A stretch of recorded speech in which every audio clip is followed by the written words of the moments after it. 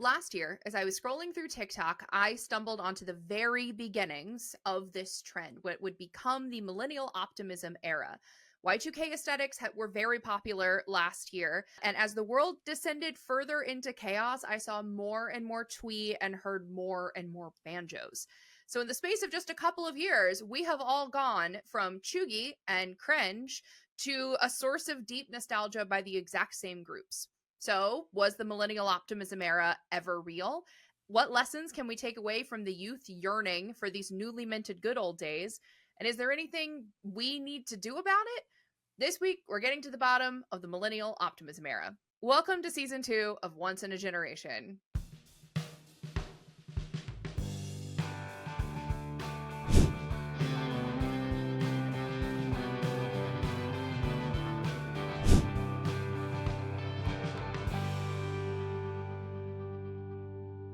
Welcome to Once in a Generation. I'm Liv, she, her. I'm Katie, she, her. And I'm Chase, he, him. Welcome to season 2. We're doing things a little differently this season. We're each bringing our own topics to talk with each other about, to surprise and introduce them to each other. We're going to be doing about 12 episodes this season, so we'll each be doing about 4 apiece, and I'm really, really excited to start this one off with something that has been bothering me on the internet. Just one? Just one thing. Well, it's the first episode. No, I was just saying there's just one thing on the internet that's bothering you. That seems really low. You made me pick. And this was the one. It's a good one to start with. And if it's the song, really, more than anything. It is Blood by the Middle East. And that's what's bothering me on the internet. That, and they keep calling me old. So what is this millennial optimism era that has been defined by Gen Z? This started coming up on TikTok around the end of last year. A lot of the posts, when I went back and looked at the dates, were from November and into December of 2025. But there's been a recent resurgence in the last couple of weeks in that I think it's finally made it off of TikTok and onto social media platforms where millennials actually go. I had a friend share a link about this from Blue Sky, which is how I knew it had really penetrated our demographic. But what do they mean by that? What do you think before? Like, as I sent you some links. So I'm curious, based just on those, but also what you might have preconceived, what you think when we say millennial optimism, what that might be. I mean, the first thing that comes to mind is they're stealing our shit. Like Cultural appropriation. Cultural millennial appropriation. That's what I think it is. Yeah, I mean, I think also, Liv, you shared links of some people dissecting it, and I just felt like rage when I was watching it. I think I still don't fully understand what millennial optimism is. My context clues, if I'm to use my millennial school taught skills that I'm not certain are still taught in schools anymore, but based on context clues, my hunch is that millennial optimism is this sort of conflation of about 20 years of millennial experience as if it were a tight 5 to 8 years. And so there's this acknowledgement that millennials lived in the George H.W. Bush and Clinton era when we expected the world to be better all the time, right? And so there's a little bit of grass is greener, why can't we have lived in those halcyon days? But also I was 6, right? We were not that old. And then a conflation of that with a much more superficial aesthetic of what it was like in the aughties and teens. Naughties? No, naughties were the aughts, I don't even know that slang very well. So I think a conflation of the aesthetic that came from that period, or even a little bit earlier, like Hollister's coming back in. I'm rambling and taking this away from you, Liv. But I think people are conflating the era that I remember as the Green Day American Idiot. I am raging against everyone, but my fashions, at least at the time, I thought pretty good, right? Because, you got to have your whimsy somewhere with the God, we had it all when we were 6 before 9/11 and everything else exploded. I may have over-explained that, and also maybe my context clues are wrong. So what I love about this topic is every person who I know, who I texted it to, sent back a paragraph text version of basically what you just said, but everyone had a different flavor depending on like where they were, where they grew up, who they were. Everybody was a little bit mad about it for a different reason, and also didn't really understand what it meant, and they were also just pretty confused, which I was too at first. When I this all began when I saw a comment on a some sort of post. I think it was under a Parks and Rec edit video that said I was born in the wrong generation. I was destined to be a millennial. And I was like, what does that mean? Like, what does it mean? Because we're so used to, right, Gen X and boomers and people who are older than us telling us who we are. But now the younger people have learned to write, and they're in the same comment section that we're in, and there's been enough time to where they've developed their own thing separate from our thing, and they're able to contrast and see the difference. And so this is why this is fascinating to me. It creates an emotional reaction in the Gen Z people who I talk to, where they're like, yeah, obviously this is what this means. I'm like, what you just described doesn't make any sense, because none of it's like real. My brain is dividing by zero. Like, I can't imagine being like, I was destined to have $80,000 in student loan debt and live through Columbine. So what does this mean? It is what we're getting at the beginning. What does any of this mean? So this trend, how it is mostly manifested in the social media posts that I have seen, it's a lot of quick photo slideshows. A lot of them aren't even really using like the slideshow feature on TikTok. It's like to the beat of the song, and the song specifically, which I will be very glad to be rid of very soon. I did psychic damage to myself. This was a cognito hazard listening to this many times, which is Blood by the Middle East, which is not something at the time I even remember hearing. I ran a college radio station for a couple of years, and I was the music director before that. And I was like, I mean, this was around, but I don't remember, you know, it wasn't like Pompeii or something like that. Like, it wasn't a song that you heard everywhere all of the time.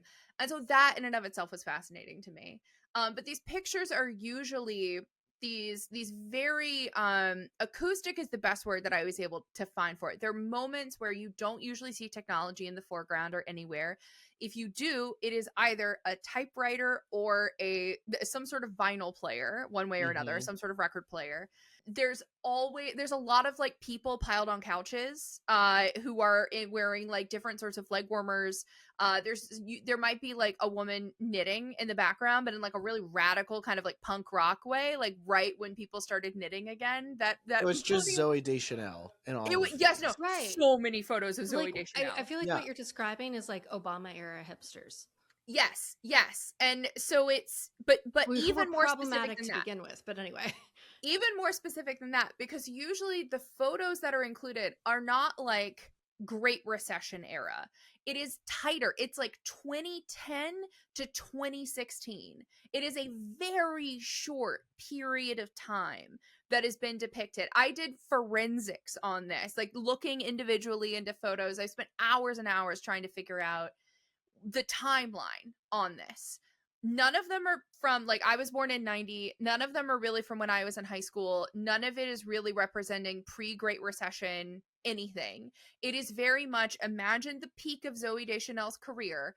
That is what is being portrayed. There's also a lot of thrift stores pre-Thrift Shop by Macklemore coming out, I think, because all the prices are universally extremely cheap. I've seen some that are representations of like 25-cent tops is a particular photo that I saw going around a lot. Brooklyn in 2012, very, very heavily represented. And I never thought I would see that much burlap again in public. I really thought we were done, but I guess the children the 23 to 20 to 28-year-olds. Those are children. Youngins. Yeah. I mean, at their age, we were pining for burlap, so maybe it's just cyclical.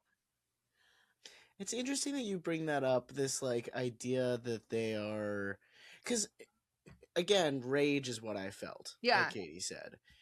It's almost like we were shit on so much as a generation that the idea that someone would like rose color our entire existence and be like, man, that was so whimsical. I'm like, bitch, you weren't here. Like, what are you talking about? Exactly. Well, and especially like people want to talk about like the optimism of that period. How about the depression of realizing that Obama was actually never going to close Gitmo, and a lot of the other things that you thought your great hope was not going to do, right? And also realizing that all of that student loan debt, I know I kept referencing that, you took out, you actually were going to have to repay. Um, like, I think that was the era where, for a lot of millennials, elder to mid, um, that's when reality hit for us, right? But from an aesthetic perspective, Liv, what I really hear you talking about is this sort of like subtle, mainstream yet counterculture vibe that hipster millennials had in that era. And I remember, I'm going to try not to co-opt your episode here, but I remember going on so many rants because I was living in LA during this period. And so I saw a shit ton of it. Chase, I know you were too. And I lived in Silver Lake, which was like hipster central. Yeah, like just kids getting gassed out on PBR underneath my bedroom window It's the every night. Brooklyn of LA. Exactly. Except it wasn't. Even that had been too yuppified. Everyone was moving to like Echo Park and Glendale at that point. Point being, I have very vivid memories of ranting even about how at that point, like hipster is a term from the 60s and was about counterculture in the 60s.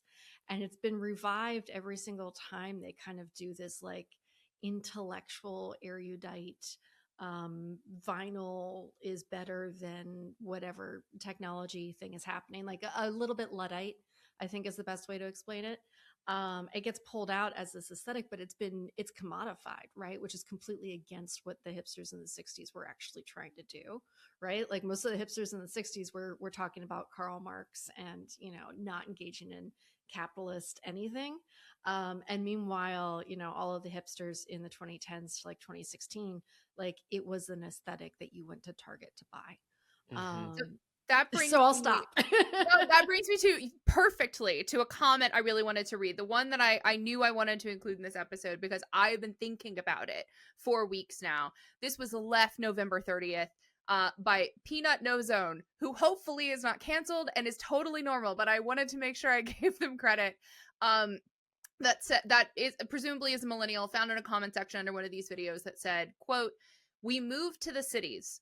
We created communities. We were cool. We were hopeful. We were open-minded. We wanted to make the world better. We thought we were an unstoppable force of positive social change. Even corporations copied us." Exactly. I am fascinated by the whole thing, particularly the end. The like, even corporations copied us. Because but also what does that mean? But also I totally understand what that means. We were the trendsetters. Now, I was always really against the like commodification of hipsters, but like no one would have thought that vinyl was going to come back. Like No. all of the corporations would have preferred not to go back to vinyl because their businesses were set up around going digital, right? And they had to over time learn and adapt and like bring vinyl back into play, which is why Amazon and Barnes and Noble and all these places are now selling vinyl again. But that was like stopping.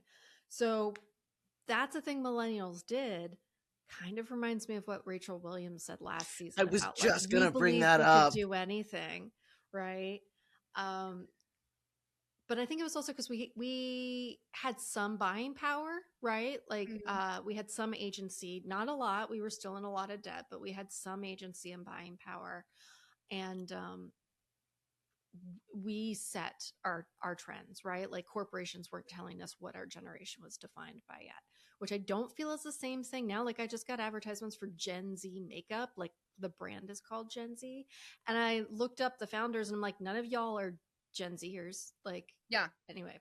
Yeah, it's I'll all stop. women who know what retinol is. Like it's Exactly. not that they don't younger and younger these days, but that leads me perfectly into my point, which is why right now. That especially when I started seeing Y2K things come into fashion last year, I was just really curious, like what is that about specifically? And as a longtime lover of serif fonts, as soon as those started coming back up, the why behind it all, the move from this very streamlined, very technology forward, the WeWorkification of all design, the Appleification of all design, kind of why is this coming up right now? I have a few theories. I'm curious if you have more. But so as that Y2K trend is fading, it's literally just next in chronological order. There's not a lot of like good aesthetics that can be pulled out of the time periods in between. I did actually see someone build a new Tuscan kitchen. That did freak me out a little bit. I did think that was worrying for the economy. It was sort of like alarm bells went off in my head. I felt like sweat break out on my brow. The fear response was real. New Tuscan kitchen to me just means the housing is all about to be in crisis. But also for a little bit, millennial vintage style, which is real, like in terms of the timeline, millennial vintage style clothes have been new in stores. Mm-hmm. For not just like this season, but for the last like couple of years, starting I think 2023 is really when I started seeing like the first very beginnings of them. I remember Which has walking through been Hollister and I sent you guys the images of like those crop tops and spaghetti mhm. straps and tiny skirts, and I'm like, what is happening? And Chase, I have a question for you. So all the ones I see are women's. Yes.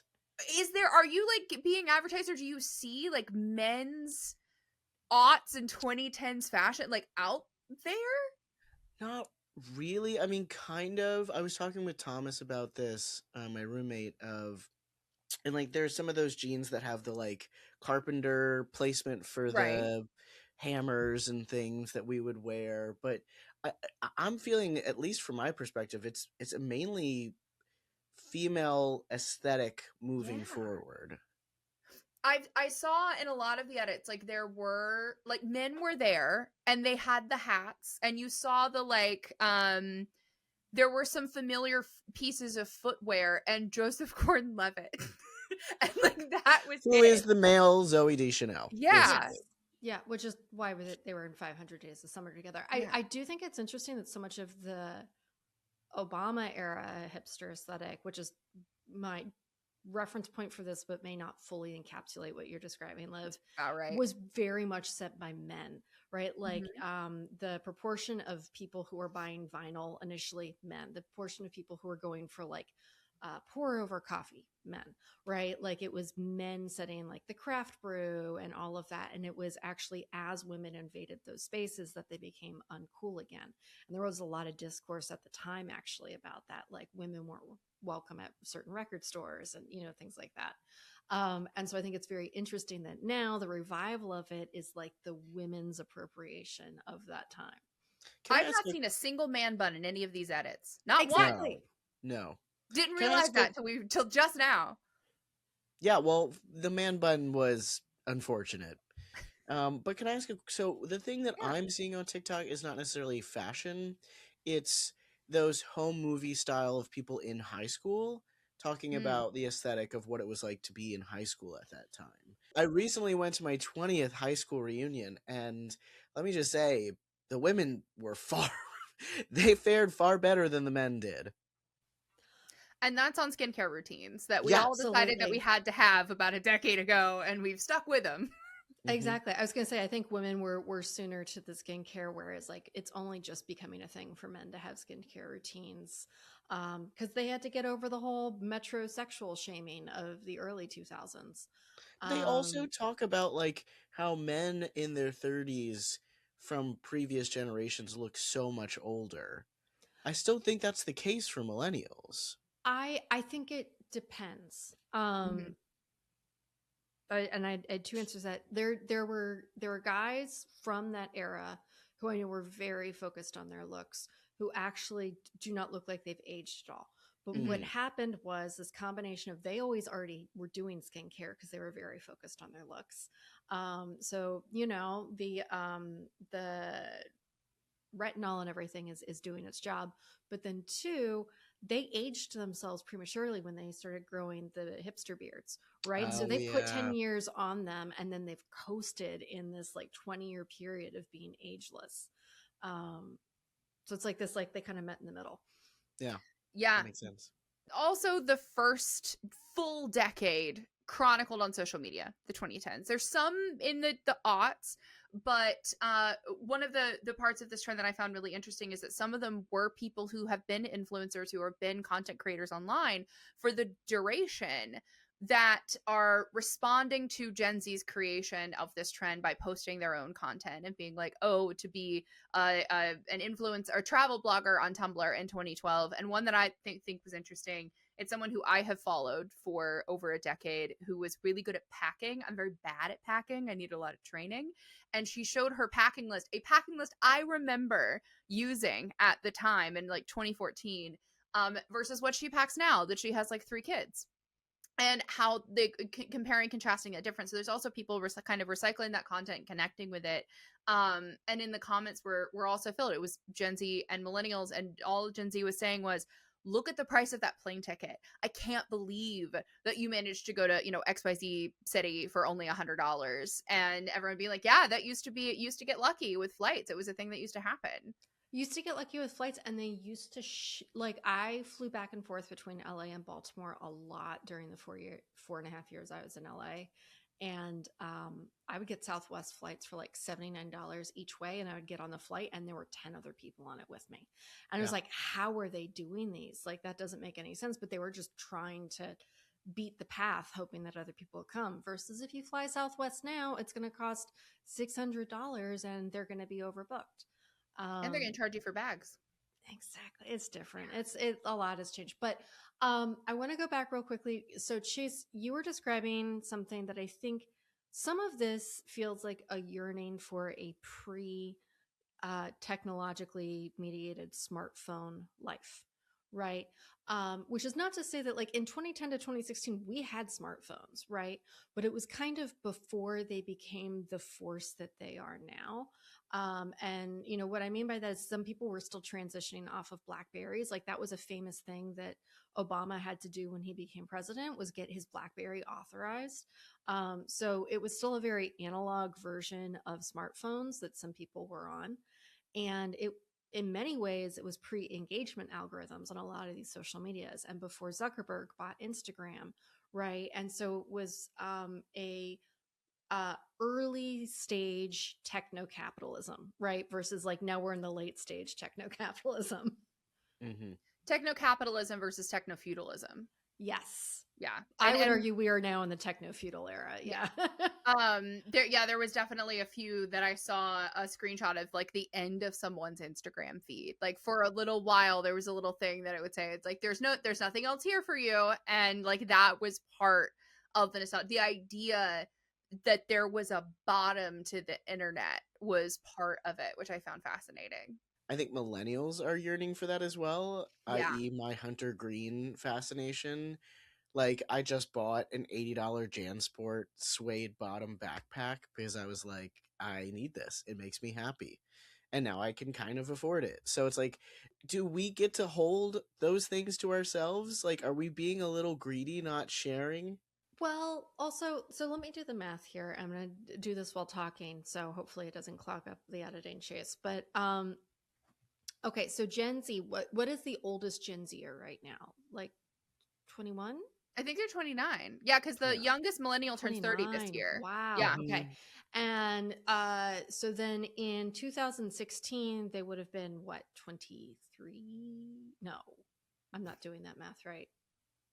2016 was 8 years ago, so they would have been 21. 2016 was 10 years ago. Take a deep breath. We'll get there. Let's work through it. Okay, they were 19. We're almost 40. They were. I know. You're almost 40. Yeah, I am. Birthday in a month. I can't take it. Okay, so they were maybe just entering college / graduating high school. A lot of them were younger. So to some degree, I feel like they may be yearning for the period that looked like adulthood to them when they were still anticipating becoming adults. In the same way, Chase, to your point about like the hunter green and everything, I think what we're yearning for is an era that was slightly younger than what the Gen Zers are yearning for. And it was probably closer to what we wanted when we were like entering adulthood. Oh, interesting. So you're saying like the hunter green of it all is like when we were 6. I think so. And I don't want to like, again, derail us, but I think what I'm trying trying to argue is that it's less a specific time period and more whatever the subtraction math is for the halcyon days when you could still be have the privileges of being adult but the innocence of being a child, right? Like that like cluster of time right there. Like that's probably the period that we're all yearning for. That makes sense. I mean, nostalgia is the privilege of having had something good happen to you a little, Yes. at least a little while ago. So yeah, it's I think it hits a little different for I mean, for everybody. I was in college. I think those 5 years hit real different. Was my argument there. Those almost 5 years, not all the way. That's why I'm yearning for Hunter Green, because 6 years old was the best time in my Exactly. life. All of my yearning is now focused on the 90s because everything I thrift that has any quality to it whatsoever was before 9/11. Like that's this sweater is the like this like sweatshirt is the best sweatshirt I own. The embroidery has been through the washer since I've owned it probably 50 times, not a stitch missing. I bought a $60 sweatshirt a little while ago that got washed twice and basically fell apart.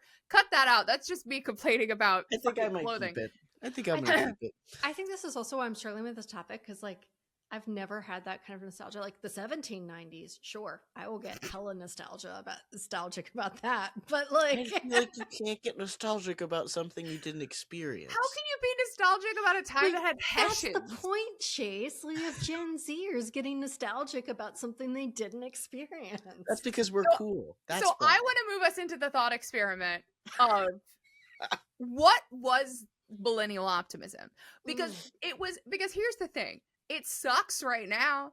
Like everything sucks because that's my thesis. That's the whole thesis. I wrote out a whole thing that was like, why right now? And that's the answer is just that everything's sucks. expensive. Like everything is hard. The world is on fire. And at least in 2016, Sweet Green had full-size bowls. I'm pretty sure Sweet Green was around. I don't really remember. 2016 to 2019 is a blur. I feel like, okay, specifically like not 2010. I think there was still, because, if I think back in my head, there was still a lot of frustration around the Republican filibuster holding back Obama from being able to enact a lot of the things that he promised. On top of that, Obama was not actually choosing to deliver on some of the things that he promised, right? And so if you were politically oriented, you were fairly disillusioned. But at the same time, we had marriage equality and a bunch of other things sort of held up during that period. And so I think there was this sense, especially as we get into 2016 and everyone looks at, as one person I saw on one of the TikToks you sent, Liv, called him Tangerine. When everyone looks at Tangerine and is just like, nah, there's no way that's going to happen, right? And so there's this confidence that like the wheel of progress was going to move forward, right? We were not going back. And then that was the heartbreak of November 2016. That TikTok where the woman was reading like, yes, we're going to get a woman president and all that stuff. And I looked down and I went, I have a fucking RGB tattoo. Like that is maybe so millennial. Yeah. Yeah. I got a lot of RGB gifts over the years. I think there's also a lot, particularly with like the industries I was in at the time where I was attending in the 2010s, a lot of my like definitive millennial optimism when I was thinking through this items were involving the tech industry in one way or another. And I found photos, which I'll share this in, including one of me in the worst scarf you've ever seen in your life, which I still own. It took me a long time to learn how to dress myself. I was homeschooled. But at that event, which was sponsored by like some sort of conglomerate, it was at Ponce City Market, there was an open bar. There was an incredible food spread, and I could attend up to 3 events like that a day. There was so much venture capitalist money flooding everywhere. And I've seen a lot of economic argument or economist arguments that a lot of the millennial lifestyle was in fact being propped up by 0% interest rates and all of that cash infusion. So if anyone remembers Uber Pool, I have definitely taken Uber Pool for $2. I know some people who've been in an Uber Pool with John Boehner. all these things, they were so artificially cheap at a time when we didn't have a lot of money. So we were able to experience these kind of like little luxuries that maybe didn't necessarily make sense and weren't available prior to us, and then immediately went away as soon as those 0% interest rate lending environments did. This is really interesting because I completely agree. I think we did not have a lot of money, but our money went further during that period because venture capital was subsidizing the economy so much. And it's funny because I think about our complaints about the boomers all the time of like, they're like, I could work off my, tuition with a summer job. And it's like, yeah, because 80% of the tuition was subsidized by the government. So they got a different type of subsidy, Oh, right? interesting. So we got a venture capital subsidy. We were in the like definite boom cycle. Venture capital has been tightening up for years at this point. Liv, I know you and I probably have seen a lot of the same economists. Like, not only are we potentially in an AI bubble popping, but we're also kind of in like a VC bubble popping. And that's part of why the AI like boom bust cycle has been as insane as it is it's also kind of like the last bastion for a bunch of venture capital people to be like, we can still do this. And so I think it's like, does Gen Z get something different that's subsidized? Like maybe, or does it actually suck more for them because they're not getting either federal or privatized subsidies in their life? It would be an interesting question for them. I don't know. I mean, my first thought when you said that is, so like boomers hate the government, even though the government subsidized them. We hate venture capitalists, even though venture capitalists subsidize us. Like, I don't know. I don't know if Gen Z has that, and maybe that's why they're so longing for Yeah, better government and a non-capitalist society. the extractionary nature of every transaction, I think, is something very not unique to the 2020s, but a big hallmark of the 2020s. That existed in the 2010s, but it was less monetary. It was more, hey, we're subsidizing that Uber pool because we need to know how people move through the city. And it actually is cheaper for us to just give you the cheapest ride possible so that we can then get that data for free, or using Facebook or anything before everything was a subscription. They needed the data in order to be able to make those future business transactions. But because of the grow everything forever model, every single thing became nickel and dime and algorithm based to extract the maximum amount of money possible from every interaction. And because there really hasn't been that much of a shift in wages, and rents have gone up exponentially. Chase, I have a chart that Chase will now throw up that shows the increase in monthly rents over the course of time. That is just the raw number in terms of average monthly rents. But I'm not even going to get into specific numbers. I just want everybody to look at the line. Just look at that. Has the amount of money we've all made gone up according to that line? I don't think so. And like, we're on this call, we're in a better position than most, but like, that was by luck, by chance, by like lots of like, most people have not experienced that sort of change. And even then, I don't necessarily feel like I'm making all that much money more than I was, 5, 6, 7 years ago, just in terms of a day-to-day life. And so as those subsidies have sort of gone away, and as everything else has gotten more expensive and more extractive, I think you can say, like, there was hey, we have this influx of tech. Hey, it's all actually pretty cheap. Hey, we don't know yet exactly how bad this is for us. That maybe that was a little bit doe-eyed of us, but we weren't necessarily, what's the right word here? We weren't necessarily pessimistic about it But yet. yes, and I just want to like back up because like I agree. Like, but also, was it doe-eyed of us, or was it that like Uber and everyone else came to us and said, no, this is how much a ride costs? right? True. Because True. Uber never said, "Hey, we're running this at a loss up front." Like that's not Mhm. a thing that they communicated to their everyday users and riders or drivers, right? They just made sure that it felt really good to be both a rider and a driver, and then it to borrow Cory Doctorow, it enshittified over time, right? And Mm-hmm. and degraded and decayed. And I think maybe the Gen Z nostalgia here is just a nostalgia for a like pre-enshittified techno enabled society. Because we were subsidizing things, but also I think companies were um, willing to take more risks, and the distribution of wealth, the redistribution of wealth over the last decade has only gotten more in favor of the big corporations. Mhm. And so I don't ever want to describe a venture capital as a like middle class type figure. But I would argue, I need to actually go look at the numbers, but I'm guessing there's probably fewer venture capital out there from the like small venture capitals, and it's more these like very large groups that continue to sustain, but also require very hard returns. Mhm. Can I posit potentially? I'm fully putting this kind of thought together, but we were used to collect data to screw over Gen Z.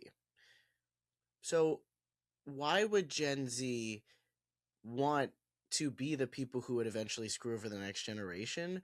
Or is it that we were cataloged better? So there's more of like a tome for them to look at what our life was, and it was pre they got shitified. So I had the same question of, a lot of the things that were subsidized during that time were very extractive, and we were very optimistic in the way that we were like, we're gonna fix everything for everybody, or at least those of us who were political science majors for 5 minutes, which I know many people dabbled in, like me, had that kind of vibe. And I think the big difference is that we like the hustle culture, which we have Mm. all fallen victim to and are still deconstructing. If you are not watching the video version of the podcast, it looked like a ghost just walked over all three of our graves simply by me mentioning that. uh but that I don't think they have time. We were all working a bunch of jobs simultaneously. They are also working a bunch of jobs simultaneously, but working those bunch of jobs simultaneously is going fewer places because rent is so expensive, because everything else is so expensive. And so I think there is actually a time factor around having the capacity to even like spend time thinking about that next thing. Not that they, I mean, not that they wouldn't if they could, and I think there are some really great leaders out there who are giving that a shot. Um, but I do think that in lots of metrics, they are the generation with the least spare time of anybody out there. But also simultaneously having the hardest time finding employment. So you have that kind of tightrope that's being walked.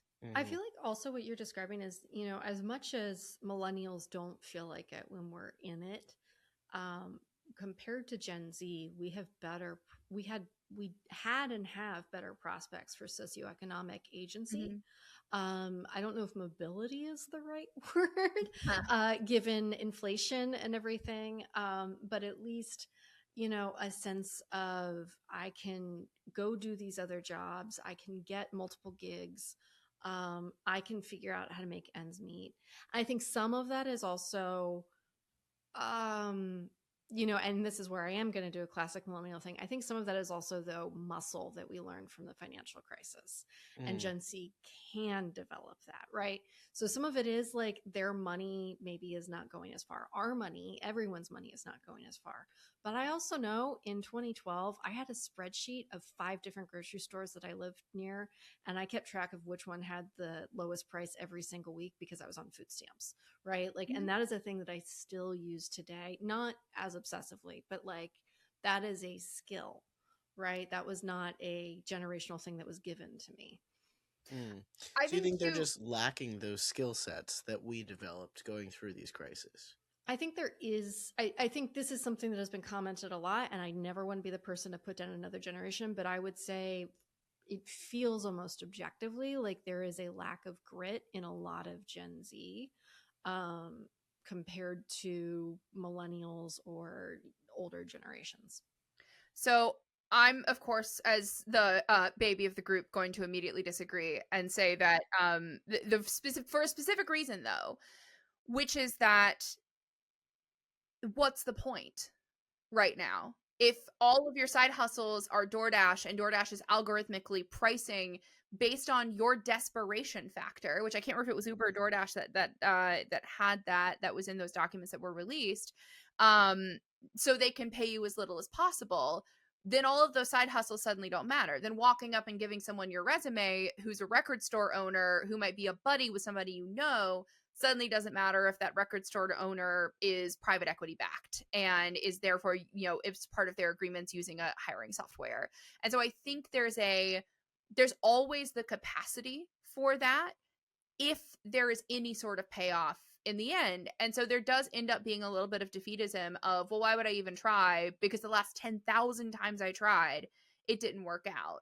And so as part of that, sorry, Katie. No, I was going to say, I completely agree with that. I think what I probably need to differentiate is, I think when I say there's a lack of grit, I mean it from an internal perspective, like internal muscle and fortitude, versus like, I don't believe, and nor should anyone, the sort of like neoliberal con that, if you just hustle a little bit harder, you're going to get the job. Mm-hmm. Yeah. So one of the things I found that I did not know personally most fascinating about this research was about the relationship to college. So we've talked a lot at the top about student loan debt, and that has not stopped. Like, that train has not stopped. But on screen now, you're going to see a chart.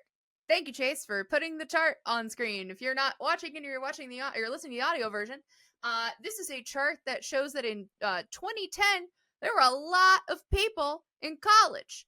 In fact, in terms of, it breaks it down by decades, but specifically that in the 2010s, there was a huge spike by millions of people in college attendance. In 2000, there were a total of 15.3 million undergraduate and graduate students enrolled in college. In the 2010s, there were 21 million. And this is American centric, I'm assuming. This is an American poll. We'll put a link in the description. And it did sort of feel like at the time everybody was in college. I think that was the peak. Everybody bought in. We created too many elites. But what that did do was create a lot of insane, amazing culture, because you had all of these young people. Millennials are the biggest generation since baby boomers, all kind of thrown in there together. And whether they stayed for like the whole 4 years or even longer, or whether they were just there for a year, that is still a huge collision course of a bunch of people who wouldn't otherwise meet. And in a lot of these photos, there's a lot of college adjacent things. There's a ton of people piled on couches. There's a lot of people who are visibly are not 25 yet. Like, a lot of these photos are of people who are really, really quite young, who could be the older siblings of the people who are now sort of romanticizing this particular time.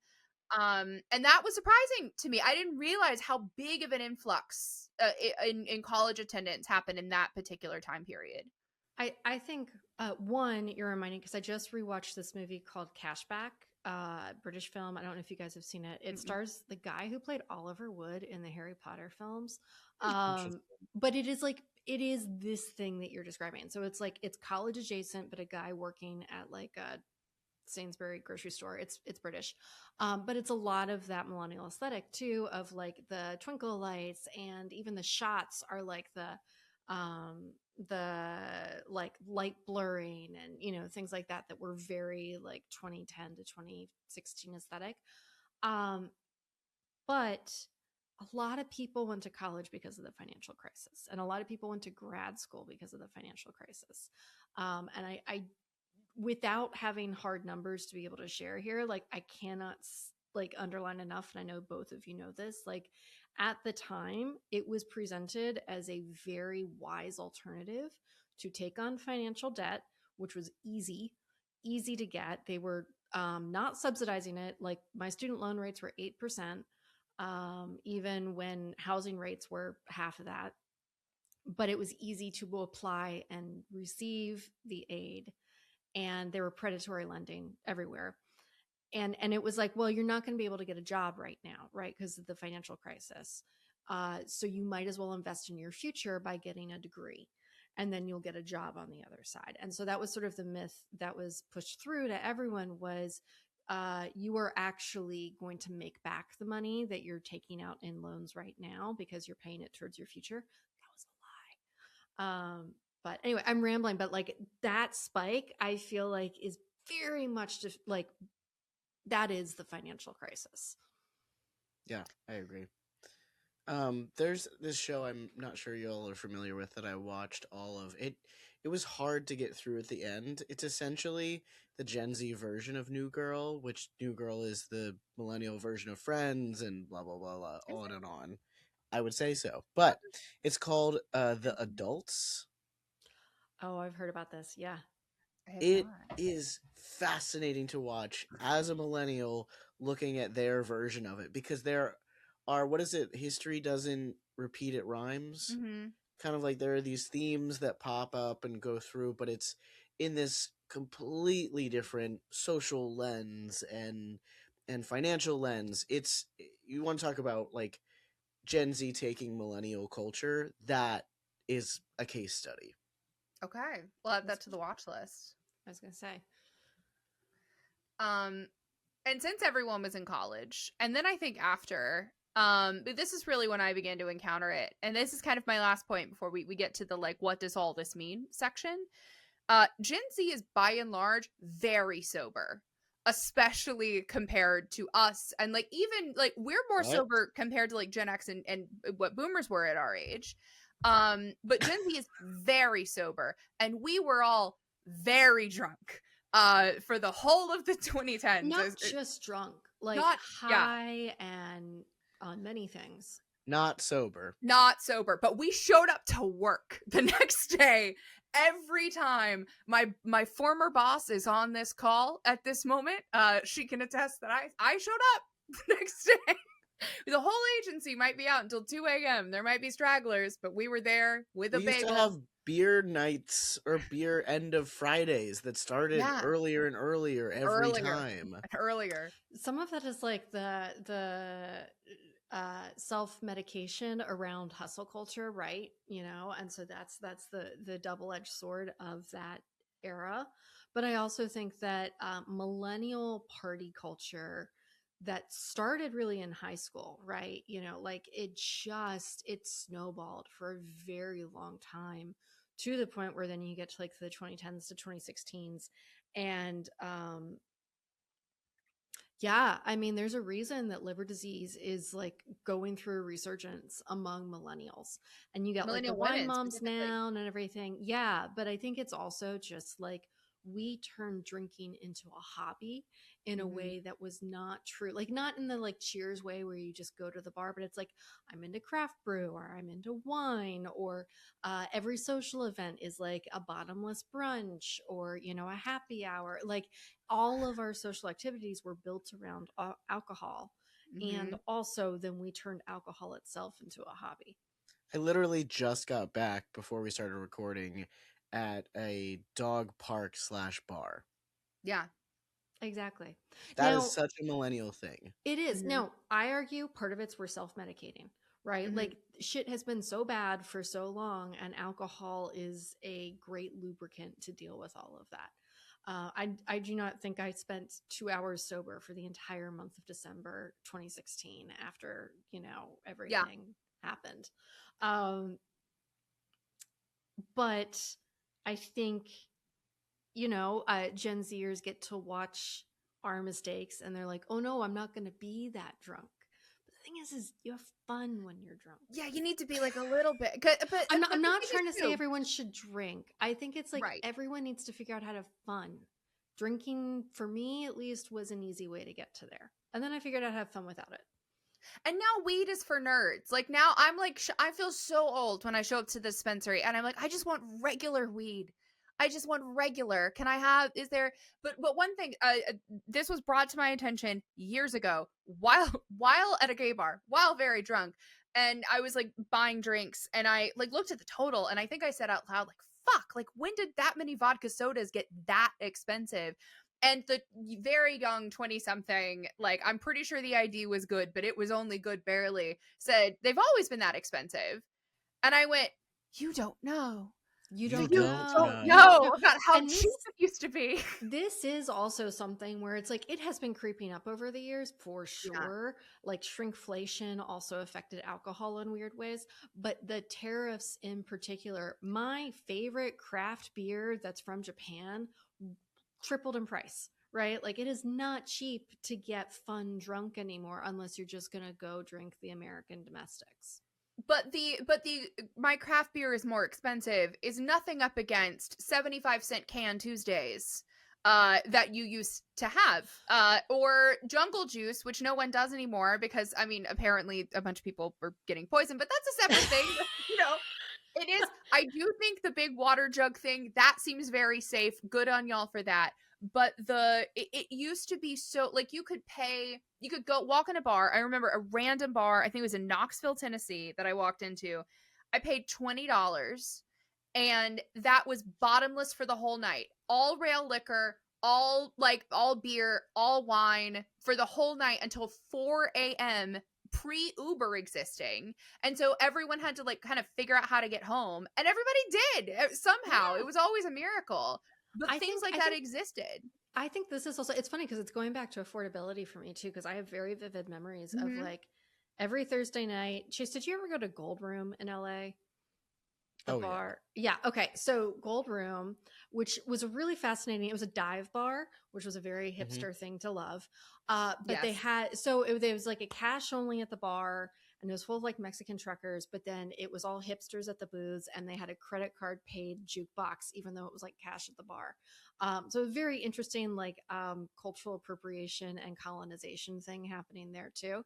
But they Thursday nights would do, or maybe it was Wednesday, a $5 special where you would get a shot of rail tequila, a Tecate, and then 2 free carne asada tacos that like some abuelita in the back room was making. And I was like, that was my dinner. Like I would order 2 $5 specials, and like and you know, whatever extra alcohol on top of it, but like that was my dinner. And it was cheap, right? Like it cost twice as much even to just go to a sandwich at Wendy's, you know? Yeah. So So So many why bars with di- 50-cent tacos. Why are they then, if they don't like that we drink or they're not doing it, what why are they leaning into it? Like what is the reason? What's the reason? What's the reason the for all of aesthetic? this? I think they want to go outside, because I've noticed a lot of these. This is my whole thing. I figured that out just right now. A lot of the photos are outside. Like they're either outside. Okay, this is the grand theory. They want to go outside and they want to engage in little scamp behavior, because a lot of the video clips that existed they're running. Like, remember that? Like, it was a big thing in like millennial media, like in the early 2010s in particular, hipster media specifically. And if there was a manic pixie dream girl, always running through a place, always moving, always running through a place that otherwise you needed to be polite. And so I think it's this like twee joyful breaking of the rules, and also this experiencing a moment authentically without, necessarily having to do it through a phone. I was gonna say you're describing like this spontaneous presence, like Yeah. like a spontaneous good. joy being present. Which the hilarious thing is most of us did not know how to do any of that shit No, back we then were too because we drunk. were drunk and unhappy and depressed and anxiety. Like I had to spend years and years in like meditation class to figure out all of that. But I think what you're describing is an aesthetic of joy. Yes.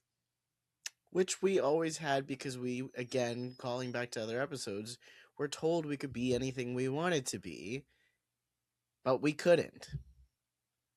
Like, maybe they just need to know.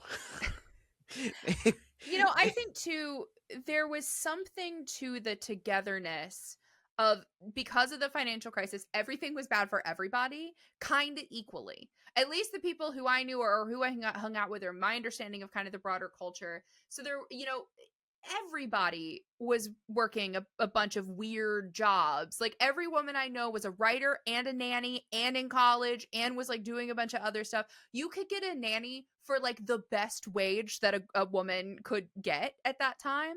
Like every college woman I know ended up nannying for a time because you could make $13 an hour. And $13 an hour in a part-time job was enough for a room in a house and Thirsty Tuesdays, where you would get two free hot dogs, a bag of chips, and then a beer and a shot and a wedge of lime, no condiments for the hot dog. When I think about, that sort of like manic pixie dream girl whimsy, it was either performative, because I remember performing it as a like sometimes manic pixie dream girl, and you were like, it's dissociative when you're performing it, right? In the same way that like acting on stage is. Or two, it was deeply substance enabled, one substance or another. Or on a very, very rare occasion, and I can count this on one hand, you like got the person you really like to ask you out or something, right? Like just actual pure joy. But it was like so rare compared to all of these others. Or it was just like screaming into the void, like knowing that everything else sucks. And so we'd all just run out into the quad and scream in the middle of the week, I think it's the lack of social media. It's the lack of connectivity. It's being present in the moment, whether you yourself are present or not. It's an optimistic kind of nihilism. It's realizing, because the entire world order had just fallen apart and lots of people had, just gotten evicted from their homes fairly recently, that everything that we were promised didn't exist, and with that came a certain freedom. And I think what's interesting is that in this moment where it once again has all fallen apart and the future is uncertain, that they're reaching for a time where, and at least another group of people really made something out of it. And I'll be curious in the future when something like this inevitably happens again, because we're all going to probably still theoretically some of us will still be here on the earth. And, will they look back at Gen Z's reaction to this moment in this uncertainty and how they handled it with the same kind of reaction that we're seeing here? That will be a future episode when all of us are nanas and pappies going, I don't know. Let's check back in. And all the little dogs and cats were nanas and pappies too are around us. Can they just pick something else to bring back? We don't need spaghetti straps. I know. Well, I mean, I wear camisoles all the time, but not like spaghetti strap. Yeah, okay, maybe low-rise jeans is what I'm talking about. You're talking no middle parts, no low-rise jeans. I am okay with the flares coming back. I've been asking for those to come back for a while.